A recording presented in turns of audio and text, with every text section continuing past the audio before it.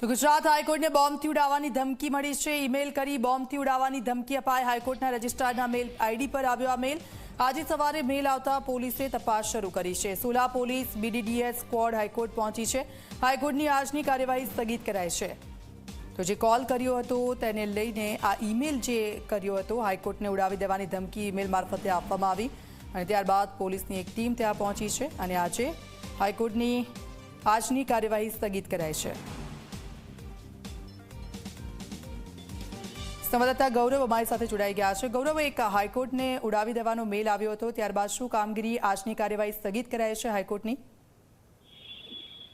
હજી વાત કરીએ તો હાઈકોર્ટને બોમ્બથી ઉડાવી દેવાની ધમકી રજિસ્ટર ઈમેલ ઉપર મળી હતી, જેના પગલે સુરક્ષા એજન્સીઓ સતર્ક થઈ હતી। પોલીસ, બોમ્બ ડિસ્પોઝલ સ્ક્વોડ અને ફાયર બ્રિગેડની ટીમ ઘટના સ્થળે પહોંચી હતી અને કઈ શંકાસ્પદ વસ્તુ છે કે કેમ તે તપાસ હાથ ધરી હતી। ઉપરાંત સાયબર ક્રાઇમની ટીમ પણ આ તપાસમાં જોડાઈ હતી, કારણ કે ઈમેલ દ્વારા ધમકી આપવામાં આવી હતી। જેવી બોમ્બની ધમકી મળી કે સુરક્ષા એજન્સીઓ સતર્ક થઈ અને જે પણ કોઈ વ્યક્તિ અથવા તો ગાડી હાઈકોર્ટમાં પ્રવેશ કરતી હોય તેનું સઘન ચેકિંગ મેટલ ડિટેક્ટરથી પણ કરવામાં આવતું હતું।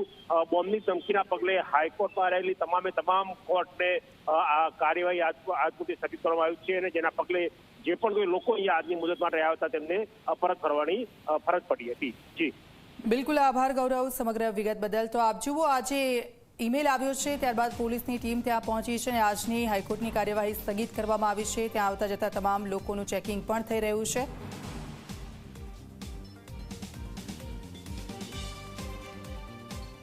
ગુજરાત હાઈકોર્ટને બોમ્બથી ઉડાવી દેવાની ધમકી મળ્યા બાદ એજન્સીઓ સતર્ક થઈ ચૂકી છે। આ દ્રશ્યો તમે જોઈ શકો છો કે હાઈકોર્ટમાં પ્રવેશ કરતી જે પણ કોઈ કાર છે તેને સંપૂર્ણ ચેકિંગ કરવામાં આવી રહ્યું છે। પોલીસ દ્વારા મેટલ ડિટેક્ટર અને જે પણ કોઈ બીજા સાધનો છે તેના દ્વારા ચેકિંગ કરાઈ રહ્યું છે।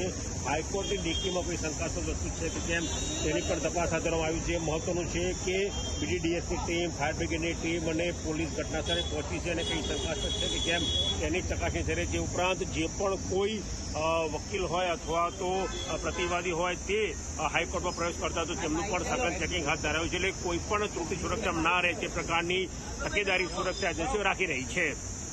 કેમેરા પર્સન શૈલેષ બગડા સાથે ગૌરવ પટેલ, ઝી મીડિયા।